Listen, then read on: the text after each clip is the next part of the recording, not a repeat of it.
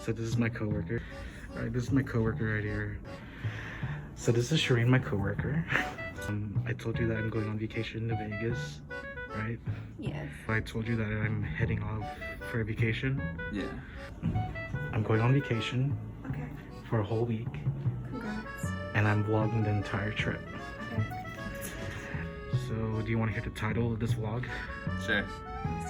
I brought $5,000 to Vegas and this is what happened. Wait, you're taking $5,000 to Vegas?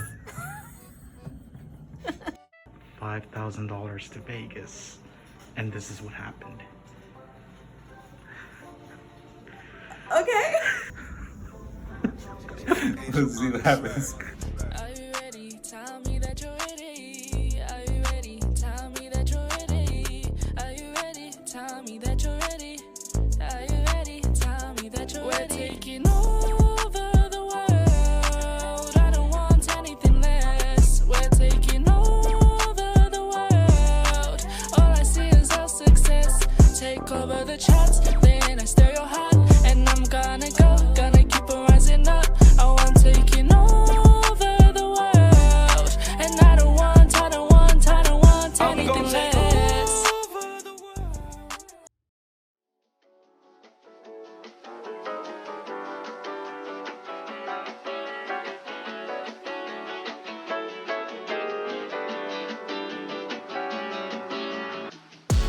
So I originally had planned that this video to be similar to like most poker vlogs, but I felt that my creativity would be handicapped.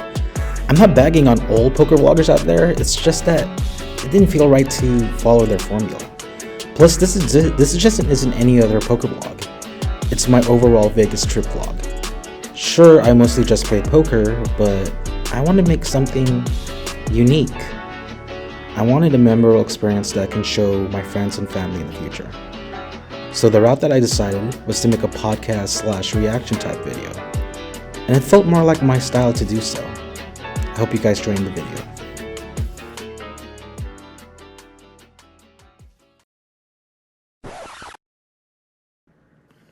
Hi guys, sorry about this. I know this is the video 1000 intros, but I need to clarify what I'm really doing. I'm heading to Vegas for a week and I brought $5,000 as my entire budget.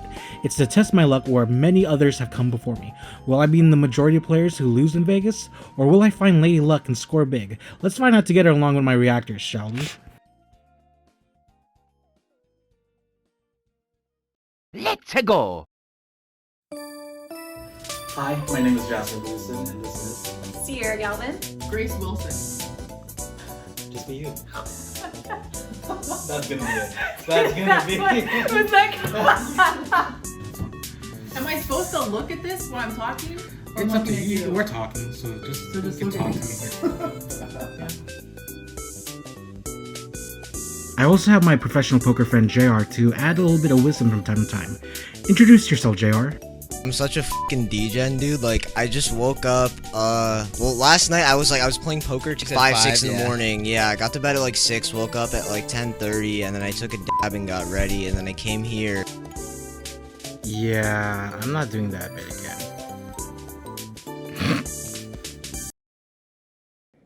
So I have a mixed bag of reactors reacting to what I did in Vegas, and most of them don't know much about gambling, let alone poker. But thankfully, I have the sexy James Hardigan explaining how poker works for them. 5-card poker hand, the 2 cards you've been dealt, and the 5 shared cards in the middle of the table. A 5-card poker hand, with more cards still to come. We then have the second betting. So this is how I got into poker. When I was 20 years old at Channel Islands, we had a poker night in the dorm room. My roommate had a friend who was a professional pool player, and he had asked us if we wanted to play a $5 tournament. So we had a poker night in dorm, and that was it. I was immediately hooked. At the dorm, I got hooked right away. I'm like akinning it to the Filipino gambling genes. Endorphins were just fine. Unfortunately, I wouldn't play that game again until I was 21. My local casino at that time was 18 and up, but then they decided to sell alcohol, and as a result, they had to raise the age limit to 21. And during that 1-year gap, I had the all time in the world to study the game. And did I? Did I study? in that time. Before I could play poker again? Hell no. No. So the first 2 years, 21 to 23, I was a losing poker player. Really? There was a lot of growing pains. Poker humbles you a lot, not going to lie. I can imagine. Okay. It wasn't until I was 23 when I took the game more seriously and actually studied it up. First played poker at the casino, I kid you not, it felt like everybody was better than me and like gravity was like pushing down on me. Got it. Do you watch anime? I don't know.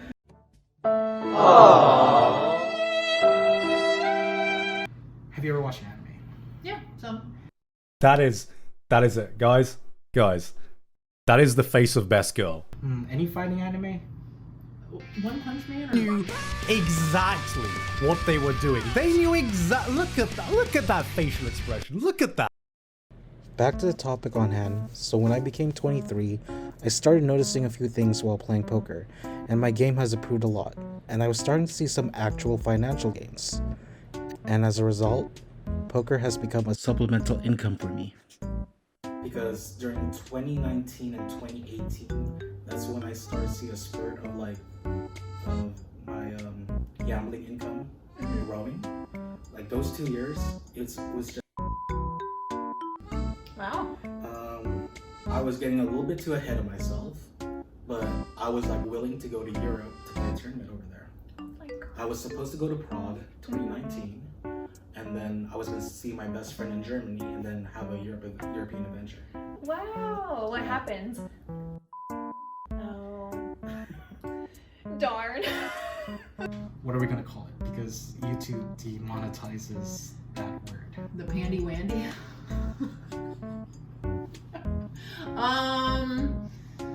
The Big P?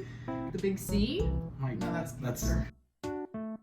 So this trip will either be a wake-up call to see to tell how trash I really am in poker, or I'm seeing if I can actually translate my skills into Vegas. Right. The big leagues. Well, it's yours. Got it. So are you trash or are you good? I'm not. I booked my hotel at the Golden Nugget, seeing as the BPO is being held there, it was a no-brainer for me. And now let me introduce you the money counter. This is the money counter. For everything that I spend in Vegas, it will be shown here, and everything that I won will be shown here as well. This is how much I spent for 1 week at the Golden Nugget. Alright, down $650 on the budget right now. It's not so bad, seeing that I'm gonna live there for a week. I mean, what's the worst that can happen? Oh, did I forgot to mention? I had other plans for Vegas.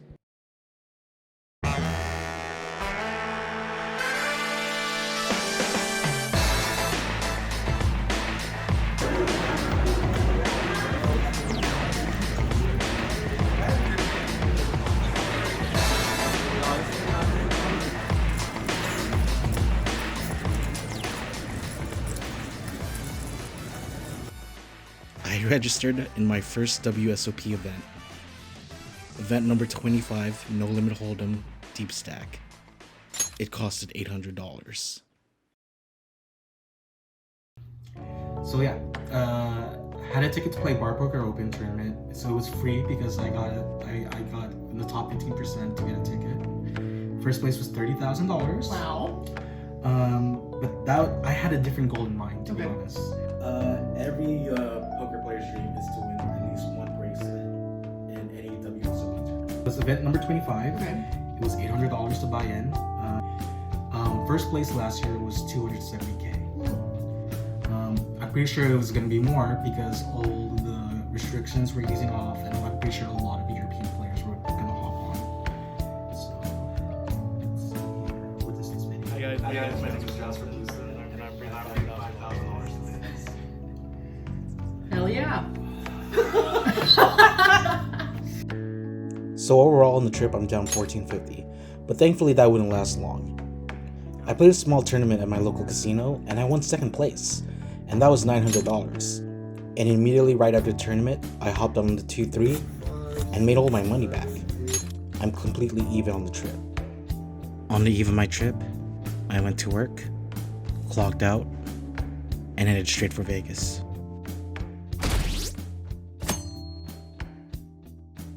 So, day 1, June 11. Okay. Worked my regular shift at the hospital on June 10. Ended June 11, 7:30 in the morning. Changed in one of the bathroom stalls. Headed to the cafeteria, bought some snacks and water. Yep. And headed out to Vegas with everything packed and ready. I am down $9 on the trip. On the snacks? Yeah. Okay. Drive wasn't so bad. How long was it? Was like 5.5. Oh, that's not bad. Remember, I just got off. Right, right.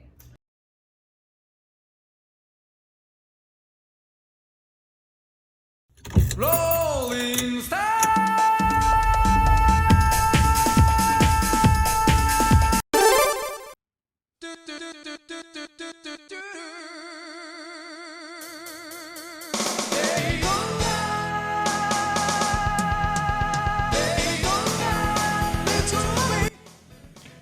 Got gas at this place called Arvin close to Bakersfield. Filled half my tank. And once I hit / past Barstow, California, everyone was driving like 90 to 100 miles per hour. And throughout the rest of the trip, I would see a lot of blown out tires on the side of the freeway. It was pretty jarring when someone overpasses you. But hey, it beats walking, I guess. Finally passed the California-Nevada border. Saw the Whiskey Creek Hotel and the Buffalo Casino. Thankfully made it to my hotel around 2:30 p.m. I checked in at the Rush Tower side of the Golden Nugget.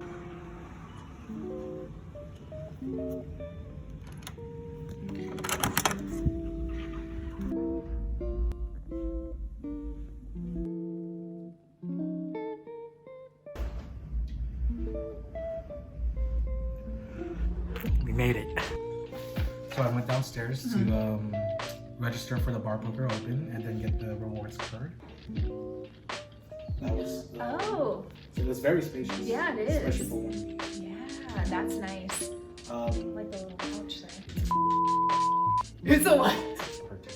Okay. Let's see here. You didn't even put page numbers on? Ooh. For the past 17 years, the WSOP was held at the Rio Hotel, but this time around they moved the venue to Bali / Paris. I had to head over there to make sure I was fully registered for my tournament. Gone on a lift. Some girl tried to steal my lift, claiming that they were Jazfer. Feels crazy. But I was able to shut that down. Guy who picked me up, let's call him K. He was a cool guy. His car smelled like Of course, of course. And then in the middle of the ride, he asked the What'd you say? I'm not gonna say okay.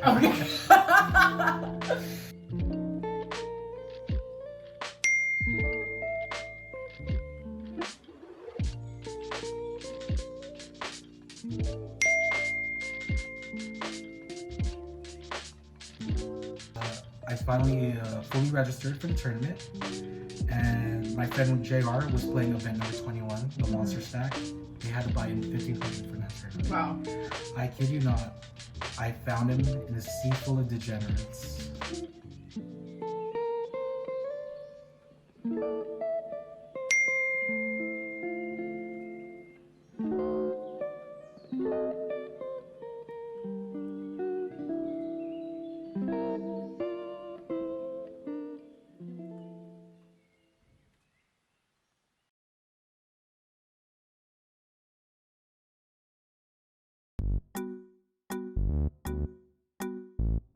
During this trip, I've seen quite a few of professional poker players.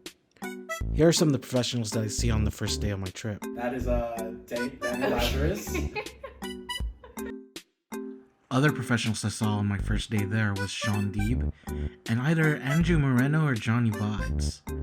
Later did I know that they were brothers. Alright, I just finished registering. The most obvious thing to do is go back to the hotel room and sleep. Yeah. Because you've been awake for what, almost 24 hours now? Head back to the Sure. Head back to the Golden Nugget. Sure. No? I decided to go gamble at Okay. Bally's. At Bally's. I went to play blackjack at Bally's. Mm-hmm. Have you played blackjack before? Yeah, it's 21. yeah. It's very expensive in Vegas. I bet. I could imagine. It was $25 per head. It's everywhere on the strip in Vegas. Wow. Bought in for $300. Mm-hmm. Luckily left with $655. Wow. So I'm gonna tell you the running count right now. Uh-huh. I'm up 279 on the trip. Excellent. That is, the math is wrong here. Okay, I was trying to read it. I'm like, The math is wrong here. I am super tired. okay. Just tired, like drunk level tired. So you still haven't slept at this point? No. Okay. But you won a bunch of money Yeah. on no sleep.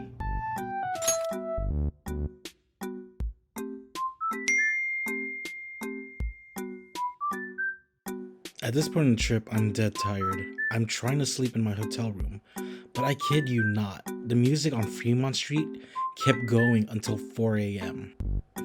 It was midnight. I kept rolling around on my bed. I decided to head downstairs and go play anything, I guess. I also ordered a Philly cheesesteak for $18. It was 3 out of 10, to be honest.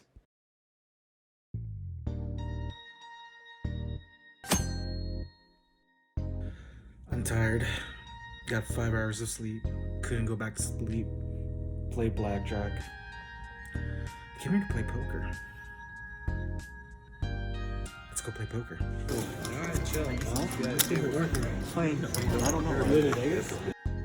Honestly, I don't remember much from this session at all.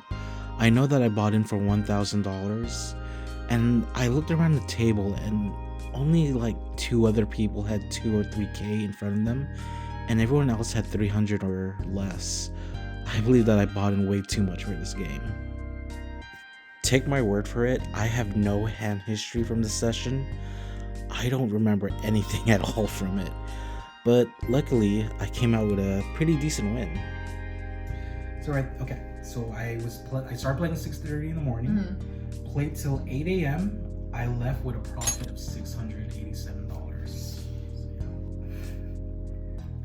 Took a quick nap, woke up, had a shower, and then headed off to Bally's, Paris for my first WSOP event. Lyft driver this time was a girl. I hopped in the car and she literally asked me, "Are you Jennifer?" And I'm like, "No, my name is Jazfer." She did a double take and she's like, "Oh, I'm sorry." Decided to go have like breakfast. Okay. The place was called Pete's. Oh, Pete's Coffee. Yeah. Yeah, I love Pete's. Bought a cheese and egg bagel along with orange juice. Okay. No coffee at the coffee place. I was kicking myself. I was like, I have water, why am I buying orange juice here? And I know the orange juice is gonna be overpriced as heck. Orange juice or apple juice, I don't remember what I got. Okay. Guess how much the juice was? Oh, the juice by itself, probably $7. Close enough. It was apple juice. It was $6. $6. Wow. And this was $12. Holy cow. This is like $18 breakfast. Oh my gosh. Put it on the little money thing. 4 out of 10. 4 out of 10. The best So thing, slightly better than the cheesesteak. the best thing was the apple juice.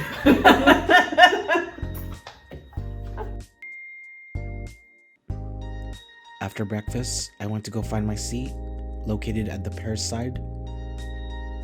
Found my seat right away. I looked around me, took it all in. I was scared. Starting stack was 40,000 chips with 30-minute levels. Here we go. Awkwardly enough, they butchered the opening of this event. A person who won a previous event this year was getting rewarded his bracelet. And the production team was having trouble trying to play the guy's national anthem. And that's the cue. Let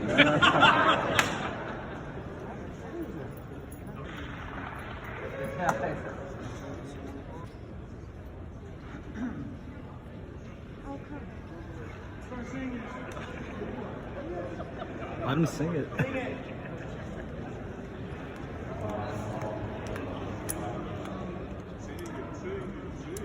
You guys throw me a lifeline. Yes, no? Sing it! No. Who wants to sing the Austrian anthem? You guys sing the Austrian anthem? Did you sing the Austrian anthem?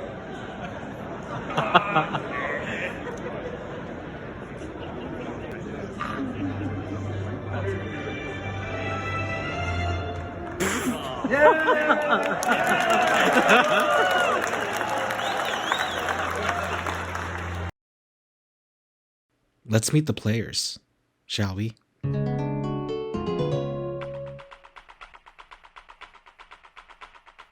Seat number 1, old man with glasses. Seat number 2, Larry the Cable Guy.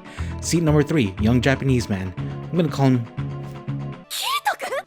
Seat number 4 is me. Seat number 5 is empty. Seat number 6, Usher, according to Grace. Seat number 7, Harry Potter, according to Sierra. Seat number 8, German guy, Owen Wilson, according to Grace. And seat number 9, the chicken guy from Toy Story 2. I knew for a fact, once I was looking at the structure, if I make it very deep, I wasn't going to leave this casino until 2 or 3 a.m. Oh my gosh. Go on. Here's a rendition of the people sitting next to me. That's hilarious. Got the chicken guy from. I don't want to do him dirty like that, but he looked like that. That's so funny. I used to have a high school teacher that looked just like that, and he would get upset when we would call him that. He was the best, though. Why are we still here? Just to suffer? For the first 10 minutes of the tournament, me and Larry the Cable Guy in Seat 2 have been going at it. My first playable hand was Ace King, and the flop came King High. When it went to Showdown, Larry the Cable Guy showed me King Queen. I took down the first pot of my first WSOP event. 15 minutes later, I look down and I see pocket aces. I raise in early position, and Larry the Cable Guy 3-bets me. I ponder to think what I would do in this situation. Should I just call, or should I go for all of it? Going for all of it, especially in level 1, looks really strong, so I just proceeded to call. Flop comes 10 high, and he again leads out.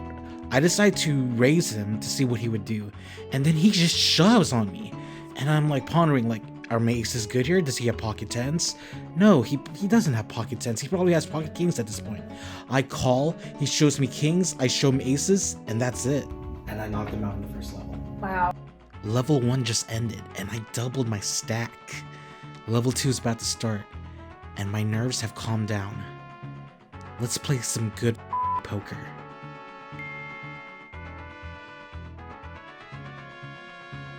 After a short while of eliminating Larry the Cable Guy, someone else takes his place in seat number 2.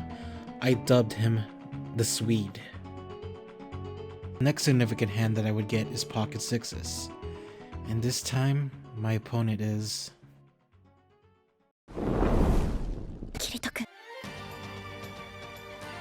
With pocket 6s in early position, I decided to open and make it 600. It folds back to Kirito-kun, and Kirito-kun decides to raise it up to 1200. I elected to call. Flop comes 6, 4, Jack. I just hit a set. He checks to me. In his range, he could easily have jacks, queens, kings, aces, ace king, ace queen, ace jack suited. I decided to fast play my 6s, so I bet out 800. He then proceeds to raise to 1800. Alarm bells are ringing in my head. Does he really have jacks in this position? I just elected to call to see what he would do in the turn. On the turn, he checks to me, and I'm like, is this a trap? I check back. River's a blank. He checks again. Now I'm super confused. Does ace jack really check in the spot? Does jacks even check in the spot?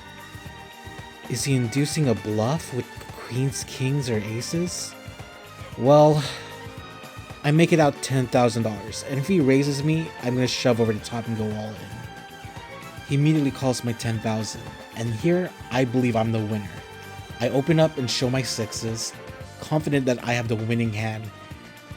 Then he shows me pocket jacks. What the f? I stare at the board, then I looked at him. Why didn't you raise? And he said to me, バカ者ども、自分を何様だと思ってるんだ。私のスペースに入り込んだのか。今すぐお前らを殺してやる。No, what he actually said was, I like playing with you. I don't want to bust you out so early.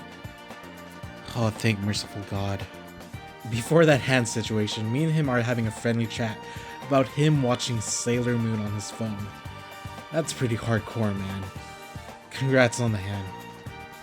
Even though I lost 13k stack against him, I was able to bounce back and brought my stack back up to 92.6k.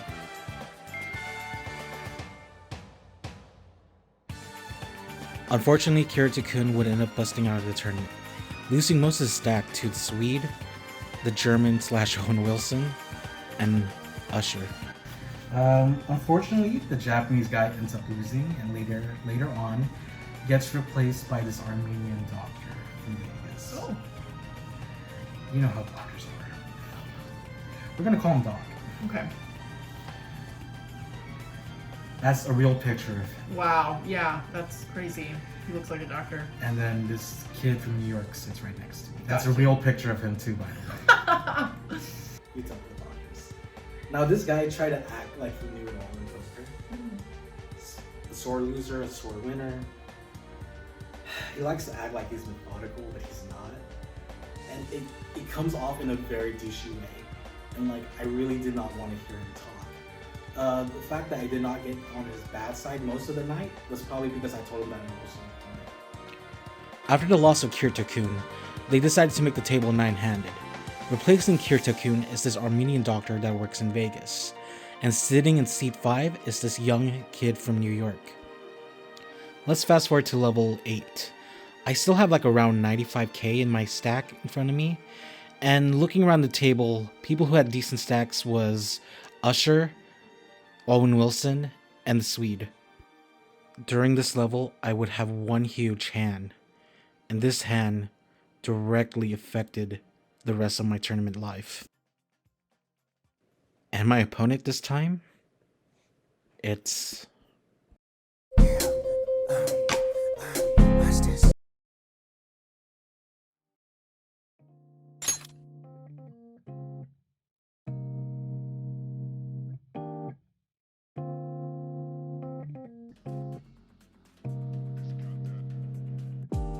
Let's get back into it. Level 8 in the tournament, blinds are 500, 1000, 1000. I have Queen 10 of Hearts in the middle position, and Usher was in the cutoff. I believe I had somewhere around 95k in my stack, and he had somewhere to match that. Pre-flop, I raised it to 3000. He then 3-bets me to 6500. I called, pot is around 15.5k. Flop comes out 10 of diamonds, 10 of clubs, 8 of clubs. I bet out 6k because I believe any over pair would call me or raise me in the spot.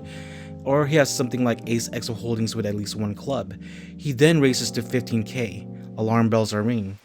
I called, pot is 45.5k. And the turn is a perfect one. It's the Queen of Clubs. I have a full house. I decided to check in the spot to see what he would do. He then would bet again for 15k. He already committed like 40% of his 80k stack, so I decided to see if he had a flush or not. I raised to 35, and then a few seconds later, he said all in. I instantly called him. Usher then looks at me and says, "You have a boat, don't you?" And I nodded. He shows me Ace King of Clubs for the flush, the nut flush, but I had a full house. Doc. For some reason, Doc, he goes, he's dead. The only card that can help him was the Jack of Clubs for a royal flush, which is really, really rare. And in my head, I'm like, clubs. And I'm like, in my head, I'm like, shut the up, Doc. Oh my god. Yeah, you're like, don't say anything. It's only 2%, but shut the up. Don't put it out there. It's 2%. Yeah. 2% for him to hit the jack of clubs. But I'm like, shut the up. Yeah. Don't do this for me. River was 9 spades and I won the hand. And now I have over 190k in my stack. I shook Usher's hand and Usher told me that he was going to re-register. It is the end of level 8 and we were about to take our second 20-minute break.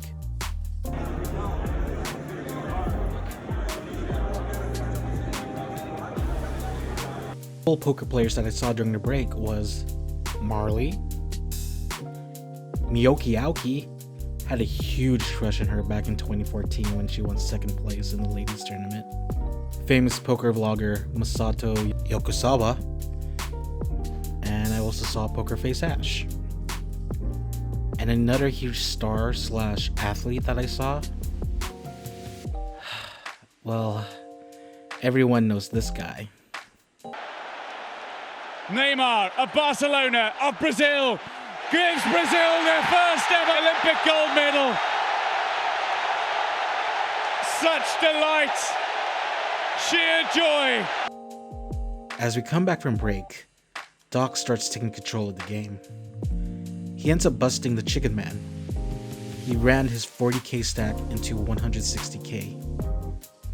As we gain new players on the field, the person replacing the Chicken Man is a famous poker blogger. And she had a funny interaction with Doc. This clip from her vlog pretty much summed up Doc's personality the entire game. Way to go, Lexi Gavin.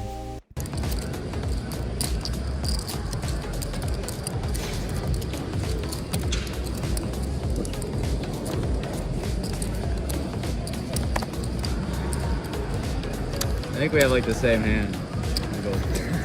She's vlogging. You guys are vlogging. Hi, vlogger. Are you a vlogger? No. Oh, hi. It's gotta be a big hand, right? If you pull the camera out. Yeah. Or was it a big bluff? It's the sickest bluff ever. It's the sickest bluff It was ever. a bluff, but I had a pair, not the king. I had the other pair. But I should have called you because I think you bluffed me. You did not have the king. I feel like a lot of the draws got there. You did not have the king. Maybe I had better than a king. No, you didn't. You would have bet pre-flop. Okay, fair. Okay. You can see it on the vlog, not tomorrow, the next day. Damn! Know your place, trash. At this point in the tournament, I've just been cruising along. I kid you not, I've been card dead for a few hours. It was near dinner break, and my chip stack has been fluctuating between 150 to 200k.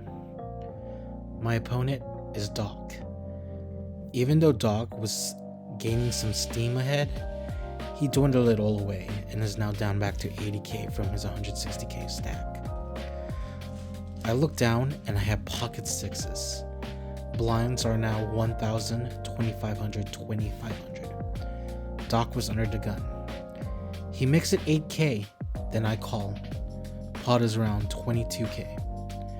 Flop is 7 of hearts, 2 of diamonds, and 2 of spades. He bets 10k, and I call right away. Turn is a 6 of hearts. I just made another boat. He then leads out again for 10k. Then I ponder, is a raise necessary here? After some deliberations, I decided that it was best just to call him here. Raising would be pretty strong. If I would raise him, it would polarize my hand, where the only hands that I could probably have at this point would be pocket 7s or 6s. Maybe some weird ace deuce, maybe pocket 8s. So I elected to call, so that on the river he would bluff it or value bet his hand. Pot is around 62k. River was the 8 of hearts. The flush gets there. Again, he leads out for 10k. Then I got greedy. I waited for 10 to 15 seconds, and I went all in.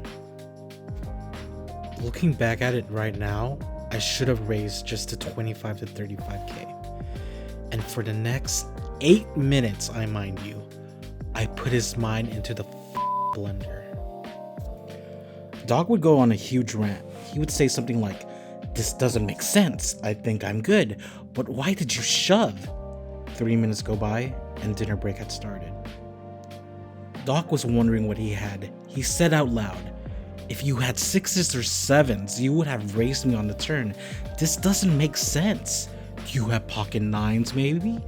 Or maybe you just hit the 8. A hand like 8-9?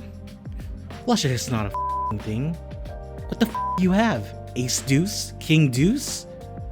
Do you want me to call?" I tried to look indifferent as much as possible.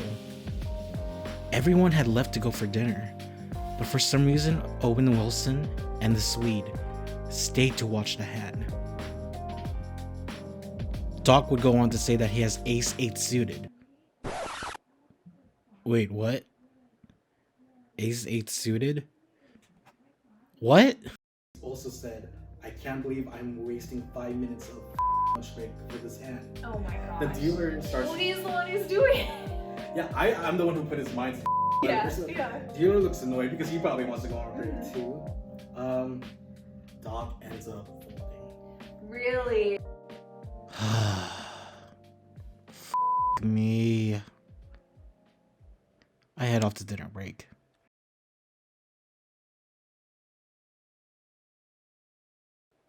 So during dinner break, this happened. So I'm walking to the bathroom minding my own business. Then I see in front of me, is that Joe McKeon? Next thing I knew, Joe McKeon bumps right into me very hard.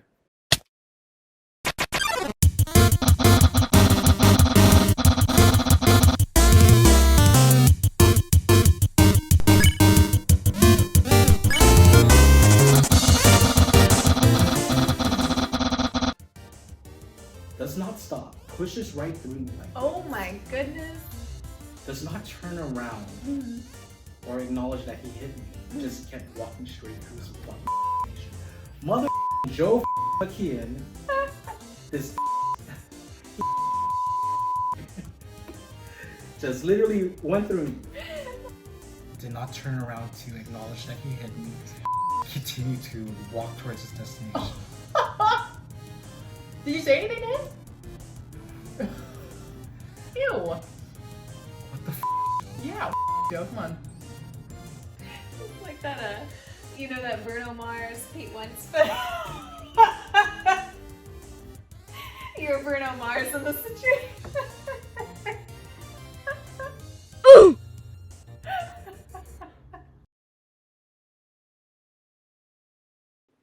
Did I mention I was starting to get a little sick during this time? Huh.